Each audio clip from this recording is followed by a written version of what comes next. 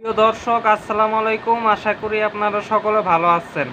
আমি এর আগে একটি ভিডিও বানাইছিলাম এবং বলছিলাম যে তসলিমা নাসরিন সে আওয়ামী লীগের ধারা টাকা পয়সা খাইছে এবং আওয়ামী লীগের কাছ থেকেই টাকা পয়সা খায় মাঠে নামছে। এটা প্রমাণিত সত্য।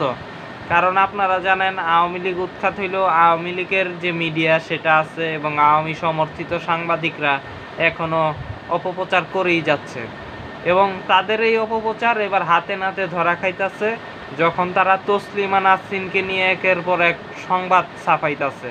তসলিমা নাসরিন বাংলাদেশে ঘৃণিত, হাসিনার মতোই বিতাড়িত এবং তসলিমা নাসরিন হাসিনার মতোই একটা উগ্র মন মানসিকতার লোক। এইটা ধ্বংস করো, ওইটা মারো, ওইটা কাটো, এইগুলি তসলিমা নাসরিন বিশ্বাস করে। ওইটা গুড়ায় দাও, ওইটা কি করে দাও, এইগুলি তার পোস্টের ভিতরে দেখলেই বোঝা যায়। উদারতার আড়ালে একটা উগ্র হিন্দুত্ববাদী একজন ব্যক্তি তসলিমা নাসরিন। পূজা করে আবার মুসলমানদের সমালোচনাও করে। এই যে অবস্থা, তার ফেসবুক স্ট্যাটাস এবং পোস্ট এগুলি নিয়ে নিউজ করে সাংবাদিকরা, আওয়ামী লীগের সাংবাদিকরা এগুলি নিয়ে নিউজ করে। আমি আপনাদের কাছে বলতে চাই এগুলি সাহস পায় কিভাবে। ছাত্রদের কাছে প্রশ্ন রাখতে চাই, এই সাংবাদিকদেরকে খুঁজে বাইর করেন। তসলিমা নাসরিনের পোস্ট নিয়ে কেন সংবাদ করা হয়, প্রতিবেদন করা হয়, এগুলি খুঁজে বাইর করেন। এত বড় দুঃসাহস কাদের?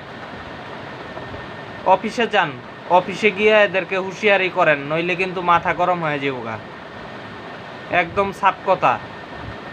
আপনারা কে কি করবেন না করবেন জানি না, আমাদের মাথা পুরা গরম হয়ে যাবে তসলিমা নাসরিন নিয়ে নিউজ করলে। তসলিমা নাসরিন একটা পরিত্যক্ত মাল, ভারতে ভারতে আশ্রয়রত আরেক দালাল এবং বাংলাদেশে ওর বিরুদ্ধে মামলা আছে। সুতরাং ওর নিউজ যারা ছাপাইতেছো তোমরা, আওয়ামী লীগ যে নিউজ পেপারের যারা আছেন তারা পদক্ষেপ না নিলে খবর আছে আপনাদের বিরুদ্ধে আমরা মাঠে নামবো।